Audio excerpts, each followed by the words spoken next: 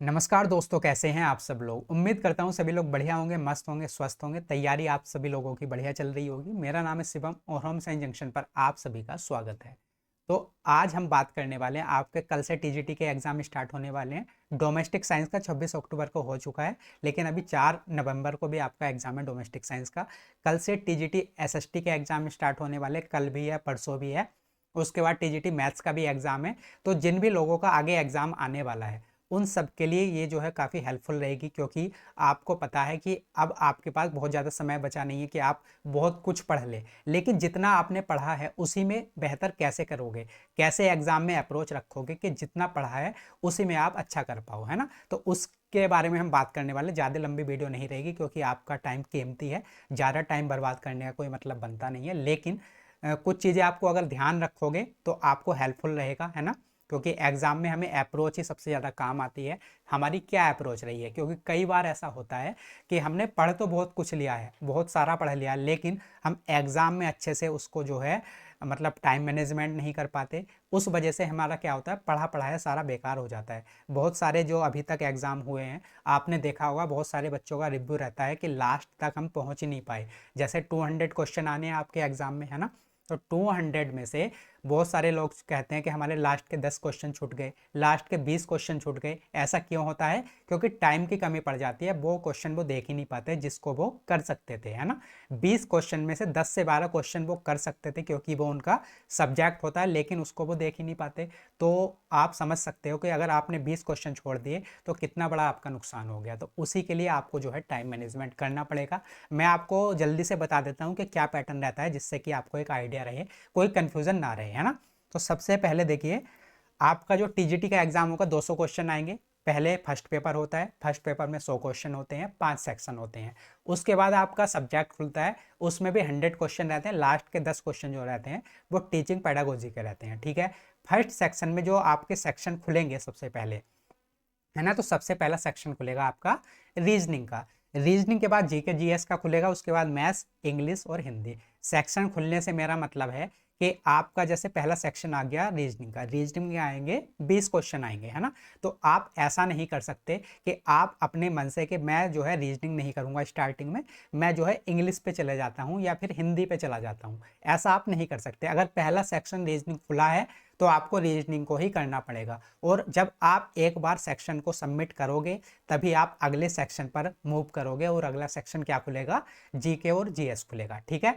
इस बात का आपको ध्यान रखना है। और आप ऐसे भी नहीं कर सकते कि एक बार आपने सेक्शन को सबमिट कर दिया तो दोबारा उसी सेक्शन पर चले जाओ, ऐसा भी आप नहीं कर सकते, है ना। तो आपको इस बात का ध्यान रखना है कि जो करना है पहली बार में ही करना है।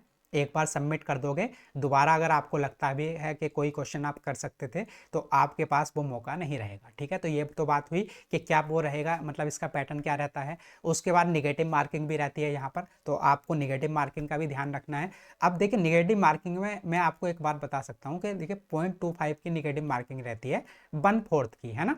आपने 4 क्वेश्चन अगर गलत कर दिए तब एक क्वेश्चन आपका सही वाला कट हो जाएगा। 1/4 की निगेटिव मार्किंग रहती है। तो आप इसमें क्या कर सकते हैं भाई, अगर आपको बिल्कुल ही क्वेश्चन का आइडिया नहीं लग रहा किसी का, उसको आप छोड़ दो, स्किप कर दो, उस पर जो है तुक्का मत लगाओ। लेकिन अगर आप दो ऑप्शन को एलिमिनेट कर पा रहे हो, क्योंकि कई बार ऐसा होता है ना कि हमने दो ऑप्शन तो एलिमिनेट कर दिया लेकिन दो में हमें डाउट है कि ये होगा या फिर ये होगा, तब उसमें आप तुक्का लगा सकते हो, क्योंकि तब आपके 50% चांसेस रहेंगे। और 50% चांसेस में ज़्यादातर होता है कि आप पॉजिटिव में ही रहते हैं, है ना। आपने 8-10 क्वेश्चन में तुक्का लगाया ऐसे वालों में जिसमें आपको पता था कि दो ऑप्शन तो पक्का नहीं हो सकते, दो ऑप्शन में डाउट है, तब आप लास्ट में देखोगे कि आपको कुछ ना कुछ बेनिफिट ही रहेगा। तो अगर आपको दो ऑप्शन में डाउट है तो आप तुक्का लगा सकते हैं, ठीक है। ये बात हुई। अब भाई आपको कैसे चीज़ों को मैनेज करना है, क्योंकि आपको पता है यहाँ पर टाइम मैनेजमेंट का बहुत गड़बड़ होता है। और टाइम मैनेजमेंट आपका बिगड़ता किसकी वजह से है? दो ही सेक्शन ऐसे हैं। पहला सेक्शन है आपका रीजनिंग का, दूसरा सेक्शन है आपका मैथ्स का। उसमें भी सबसे ज़्यादा मैथ्स का, है ना। लेकिन रीजनिंग से भी बहुत सारी दिक्कतें हो जाती हैं, क्योंकि पहला ही सेक्शन खुलता है, जैसे ही एग्जाम स्टार्ट होगा पहला ही सेक्शन रीजनिंग का खुलेगा।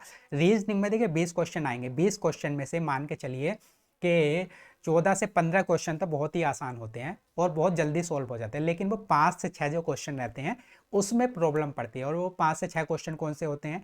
एक तो आपके सिटिंग अरेंजमेंट वाले होते हैं, पजल वाले होते हैं, लॉजिकल रीजनिंग वाले होते हैं, ब्लड रिलेशन का होता है, डायरेक्शन एंड डिस्टेंस का होता है ना, या फिर एक आधा क्वेश्चन जो होता है वो कोडिंग वगैरह का जो है, कोडिंग डिकोडिंग का ऐसा फंस जाता है जो आप तब उस टाइम पर जो है सोच नहीं पाते हैं, है ना। तो आपको क्या करना है, जो भी क्वेश्चन आते हैं, देखिए सबसे पहले तो 20 क्वेश्चन आएंगे, आपको ऐसा नहीं करना कि पहली बार में ही सारे 20 के 20 क्वेश्चन आपको कर देने हैं, बिल्कुल भी ऐसा नहीं करना है। आपको क्या अप्रोच रखनी है, सबसे पहले क्वेश्चन करना स्टार्ट करो। मान लीजिए कि आपने 4 क्वेश्चन कर लिए, 5वां क्वेश्चन आपका आया सिटिंग अरेंजमेंट का, तो आपको सिटिंग अरेंजमेंट का क्वेश्चन तभी नहीं करना है, उसको जो है मार्क फॉर रिव्यू कर दो, उसको छोड़ के स्किप करके आगे बढ़ जाओ, है ना। आप अगले क्वेश्चन करो, फिर 6 करो, 7 करो, 8 करो, ऐसे करते चले जाओ। फिर आगे आपको एक क्वेश्चन मिला ब्लड रिलेशन का मिल गया या डायरेक्शन एंड डिस्टेंस का मिल गया, जिसकी लैंग्वेज काफ़ी बढ़िया, आपको लग रहा है कि हम कर तो लेंगे लेकिन थोड़ा सा टाइम लग जाएगा, उसको छोड़ के आगे बढ़ जाओ। आगे बढ़ोगे तो फिर एक जो है आपका सेटिंग अरेंजमेंट का क्वेश्चन मिल गया, उसको छोड़ के आगे बढ़ जाओ। ऐसे करते करते आप 20 के 20 क्वेश्चन देख लेना पहली बार में।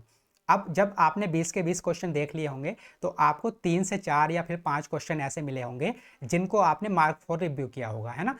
अब क्या करना है, जब एक बार 20 क्वेश्चन देख लोगे तब दोबारा से आकर उनको सोल्व करना है। आपको पहली बार में ये वाली गलती नहीं करनी है। अगर किसी भी क्वेश्चन की लैंग्वेज आपको बड़ी लगे, थोड़ा सा भी डाउट लगे, या फिर जितने भी अरेंजमेंट वाले क्वेश्चन होते हैं उसमें थोड़ा डायग्राम बनाना पड़ता है, तो उनको पहली बार में छोड़ देना। जब 20 क्वेश्चन कर लोगे दोबारा से आकर उनको जो है सोल्व करना। उससे क्या होगा, एक कॉन्फिडेंस डेवलप हो जाएगा आपके जो है मन में, क्योंकि सारा गेम किसका होता है, कॉन्फिडेंस का होता है। जब आप एक बार उनको कर लोगे, 20 के 20 क्वेश्चन से जो है गो थ्रू हो जाओगे, तो आपको एक मतलब एक कॉन्फिडेंस आएगा कि हाँ भाई 20 के 20 क्वेश्चन देख लिए, अब ये 4 से 5 क्वेश्चन है, इसे भी हम कर सकते हैं। तो आप दोबारा जाके जब उन्हें करोगे तो टाइम भी कम लगेगा, कॉन्फिडेंस लेवल भी हाई रहेगा, क्योंकि कॉन्फिडेंस जब हाई रहता है तो जो चीज़ मुश्किल होती है वो भी हमें हल्की लगने लग जाती है, ठीक है। तो ये अप्रोच आपको सारे ही सेक्शन में रखनी है ना, जहाँ पर भी आपको डाउट आता है। तो ये तो बात हुई रीजनिंग की। अब देखिए जी के जीएस में तो जो आपको आता होगा वो कर लोगे। करंट अफेयर्स की मैं बात करूँ तो करंट अफेयर्स लगभग 1 साल का पूछा जा रहा है आपसे, है ना। उसके बाद जो है पॉलिटी हुआ, इकोनॉमिक्स हुआ, या फिर साइंस हुआ, या फिर मॉडर्न हिस्ट्री हुआ, इससे क्वेश्चन पूछे जा रहे हैं स्टैटिक टाइप के, है ना। तो इन्हें आप कर लोगे। उसके बाद बात आती है मैथ्स की, क्योंकि हम बात कर रहे हैं मेनली टाइम मैनेजमेंट की। तो मैथ्स का जैसे सेक्शन खुलेगा उसमें भी सेम अप्रोच आपको अप्लाई करनी है, जैसे मैंने रीजनिंग में आपको बताई है ना, सेम मैथ्स में भी करना है। किसी भी क्वेश्चन में आपको लगता है भाई, जो मतलब क्वेश्चन खुलेंगे आपको लगता है कि ये तो हम आसानी से कर लेंगे, क्वेश्चन देखते ही आपको समझ में आ गया, लैंग्वेज उसकी आसान है, करते चले जाओ। कोई बीच में ऐसा क्वेश्चन आया जो समझ में नहीं आ रहा है, क्योंकि ऐसा होता है, एक दो क्वेश्चन जरूर आता है जो हमारी समझ में नहीं आता है, तो उस पर टाइम वेस्ट नहीं करना है, उसको जो है स्किप करके तुरंत आगे बढ़ जाओ। उस पर सोचने में अपना टाइम बर्बाद मत करना कि ये ऐसे होगा या फिर वैसे होगा, ये वाला लॉजिक लगा के देख लूँ, करके देखूँ, हो ही जाएगा, ऐसा बिल्कुल भी नहीं करना है। आपको तुरंत स्किप करना है, आगे बढ़ जाओ। आगे फिर एक क्वेश्चन मिलेगा, उसकी जो है क्वेश्चन समझ में आ गया कि कैसे होगा, लेकिन लैंग्वेज काफ़ी बड़ी दिख रही है आपको, है ना। क्वेश्चन को देख के समझ में आ जाता है कि भाई 4-5 लाइन की जो है लैंग्वेज है, इतनी बड़ी लैंग्वेज को पढ़ के करने में थोड़ा सा टाइम लग जाएगा, उसको भी स्किप करके आगे बढ़ जाओ। उसके बाद एक डीआई का क्वेश्चन आता है ना। डीआई के क्वेश्चन में कई बार जो है बहुत सारे जो आंकड़े हैं उनको हमें प्लस करना पड़ जाता है, उसको भी स्किप करके आगे बढ़ जाओ। जब आप ऐसे ही 20 क्वेश्चन तक पहुंच जाओगे, तब उसके बाद आपको डिसाइड करना है कि आपके पास इतना टाइम बचा है कि आप दोबारा से उन क्वेश्चन को कर सकते हैं या फिर नहीं कर सकते हैं, है ना। तब डिसाइड करना है आपको, जब एक बार आप 20 क्वेश्चन कर लोगे। तो आप ऐसे करोगे तो आपके जो है 14 से 15 क्वेश्चन यहाँ पर भी हो जाएंगे। वो 5 से 6 क्वेश्चन हो जाते हैं थोड़े लैंग्वेज वाले, थोड़े से कैलकुलेटिव, उनको आप दोबारा आके सॉल्व कर सकते हैं अगर आपके पास टाइम बचता है। ये बिल्कुल भी नहीं करना है कि भाई मुझे रीजनिंग में 20 में से 20 क्वेश्चन ही करने हैं, मैथ्स में 20 में से 20 क्वेश्चन भी करने हैं, ऐसा बिल्कुल भी नहीं करना है। ऐसा करोगे आपका सारा टाइम यहीं पर लग जाएगा। आपका जो मेन सब्जेक्ट है, जिसकी आपकी अच्छी नॉलेज है, जिसकी आपने अच्छी तैयारी करी है, उसके बाद के 20 क्वेश्चन छूट जाएंगे इन 1-2 क्वेश्चन के चक्कर में। तब क्या फ़ायदा होगा, इन 1-2 क्वेश्चन को करने के चक्कर में आप वहाँ पर 20 क्वेश्चन छोड़ रहे हो, तो ये बिल्कुल भी सही बात नहीं है, है ना। तो अगर 2, 3, 4, 5, 6, मतलब मैथ्स की मैं बात कर रहा हूँ, अगर 5, 6, 7 भी क्वेश्चन अगर आपको लगता है कि नहीं हो रहे, तो टाइम बर्बाद मत करो। नहीं लग हो रहे, कोई बात नहीं, कोई दिक्कत वाली बात नहीं है, बस आप अपना टाइम बचाओ और आगे बढ़ जाओ, क्योंकि आपको अपना सब्जेक्ट भी करना है, बाकी सेक्शन भी करने हैं। तो ये जो है आपको अप्रोच रखनी है। हिंदी की मैं बात करूँ, हिंदी काफ़ी इजी ही आ रही है। इंग्लिश की बात करूँ, इंग्लिश भी काफ़ी आसान है। पैसेज वगैरह, आर्टिकल वगैरह से क्वेश्चन आ रहे हैं, है ना। लेकिन वहाँ पर भी अगर आपको लगता है ना कि किसी क्वेश्चन में आपको सोचना पड़ रहा है बहुत ज़्यादा, तो उसको स्किप करके आगे बढ़ो, है ना। दोबारा लगेगा तो उसी सेक्शन में जब 20 क्वेश्चन कर लोगे दोबारा देख सकते हो, अगर आपको लगता है कि इतना टाइम है, नहीं तो आगे बढ़ जाओ। क्योंकि कई बार ऐसा होता है कि सब्जेक्ट में भी क्वेश्चन मतलब सिंपल ना पूछ के थोड़े लैंग्वेज को घुमाकर क्वेश्चन पूछे जाते हैं, तो उसमें आपको दो दो तीन तीन बार भी क्वेश्चन पढ़ सकते हैं, तो तब आपको जो है टाइम की कमी पड़ जाएगी। तो टाइम आपको बचा के चलना है, इसी तरह से मैनेज करना है, क्योंकि एक एक सेक्शन खुलेगा, आप डायरेक्ट दूसरे सेक्शन पर जंप नहीं कर सकते हैं। तो इन चीज़ों का आपको ध्यान रखना है। तैयारी जितनी हो गई अच्छी बात है। जिनका कल एग्ज़ाम है उनको बहुत ज़्यादा मतलब अलग चीज़ें कुछ भी नहीं पढ़नी है, कोई बहुत ज़्यादा वीडियो नहीं देखनी है। अपना जो आपने पढ़ा है अभी तक, जो नोट्स होंगे उनको रिवाइज़ करो, अपने सब्जेक्ट को रिवाइज़ करो, इन सारी चीज़ों को रिवाइज़ करो। जिनके बाद पास अभी 2-3 दिन हैं, तो आपको अगर लगता है कि रीजनिंग वगैरह में कोई डाउट है ना, कि कोई पर्टिकुलर जो टॉपिक है उसमें कोई डाउट आता है, मैथ्स में कोई पर्टिकुलर टॉपिक है उसमें डाउट्स आता है, तो उसकी भले से ही आप वीडियो देख लेना, लेकिन वीडियो भी 2x स्पीड पर देखना, जिससे कि आपका टाइम ज़्यादा ना लगे, क्योंकि आपको अपना सब्जेक्ट भी तैयार करना है। तो ये सारी चीज़ें थी।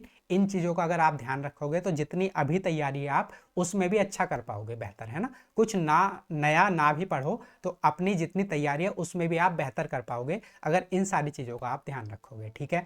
तो चलिए फिर मिलते हैं अगली वीडियो में। आपका एग्ज़ाम अच्छा होगा, कॉन्फिडेंस के साथ जाना, कॉन्फिडेंस हाई रखना है। ऐसे मत सोच के जाना किसी का कि भाई मेरे तो इंग्लिश बहुत वीक है, तो मेरे से तो इंग्लिश का क्वेश्चन होगा ही नहीं। ना होगा तब का तब देखा जाएगा, लेकिन आपको जो है सारे के सारे क्वेश्चन देखने हैं। 200 के 200 क्वेश्चन आपको देखने हैं एक बार जरूर। होगा ना होगा वो तब की बात है, लेकिन ऐसा नहीं है कि आपसे लगा कि भाई इंग्लिश मुश्किल है, मुझसे तो होती ही नहीं है, तो आप उसी सेक्शन को छोड़ के आगे ही बढ़ गए। तो आपको ऐसा नहीं करना है। हो सकता है कि कोई क्वेश्चन इतना आसान हो कि आपने मन में बिठा रखा है कि इंग्लिश मुश्किल है, लेकिन आपसे हो जाए। ऐसी सेम बात मैथ्स की है, ऐसे सेम बात रीजनिंग की है। तो आपको कॉन्फिडेंस अपना हाई रखना है कि हाँ, जो क्वेश्चन आता होगा मैं करूँगा, और जो नहीं आता होगा तब का तब देखा जाएगा। लेकिन ऐसा नहीं है कि आप छोड़ ही दो, ठीक है। क्योंकि कई लोगों के मन में मैथ्स को लेकर ये वाला डाउट रहता है कि हमसे तो मैथ्स होगा ही नहीं, तो वो जो है सेक्शन को देखते ही नहीं है। सारा मतलब मैथ्स का सेक्शन खुलेगा, सबमिट करेंगे, आगे बढ़ जाएंगे। ऐसा मत करना। अगर नहीं भी होंगे 4 से 5 क्वेश्चन तो होंगे ना। मैं मान लेता हूँ कि मैथ्स बिल्कुल जीरो है, 4 से 5 क्वेश्चन तो होंगे ना, तो 4 से 5 क्वेश्चन करो, आगे बढ़ो, है ना। लेकिन ऐसे मत करो कि आपने जो 4 से 5 क्वेश्चन भी हो सकते थे उन्हें भी छोड़ के आगे बढ़ गए, ठीक है। तो आपका एग्ज़ाम अच्छा होगा, कॉन्फिडेंस के साथ जाना। और जिन लोगों का भी आगे एग्ज़ाम आने वाला है, तो हम देखिए शाम को डेली 8:30 बजे जो है रीजनिंग का प्रैक्टिस सेट कर रहे हैं, और मैथ्स की भी मैं जल्दी ही जो है क्लासेज आपकी स्टार्ट करूँगा। उससे आपको बेनिफिट मिलेगा, क्योंकि ऐसा ही जो है जनरल पेपर जो फर्स्ट पेपर है उसका पैटर्न चेंज नहीं हुआ है। उसके देखिए मैथ्स की अगर मैं बात करूँ, रीजनिंग में तो मैंने बता दिया कि आपके जो है फ्लोर वाले क्वेश्चन आ रहे हैं, रैंकिंग वाले क्वेश्चन आ रहे हैं, और ब्लड रिलेशन का एक क्वेश्चन आएगा, मैथमेटिकल ऑपरेशन के 2 क्वेश्चन आएंगे। इस प्रकार से क्वेश्चन आ रहे हैं। ऐसे मैथ्स में सबसे ज़्यादा वेटेज किसका रहता है? एक तो परसेंटेज का, प्रॉफिट एंड लॉस का, एवरेज का, CI SI का, और टाइम एंड वर्क का। तो इनका सबसे ज़्यादा वेटेज रहता है 20 क्वेश्चन में। एक मेंसुरेशन का क्वेश्चन आपका आएगा। तो इन चीज़ों पर आप जो है अपना जो है फोकस करना। मिलते हैं अगली वीडियो में, तब तक के लिए नमस्कार, धन्यवाद। और आपके जो एग्ज़ाम आने वाला है उसके लिए बेस्ट ऑफ लक।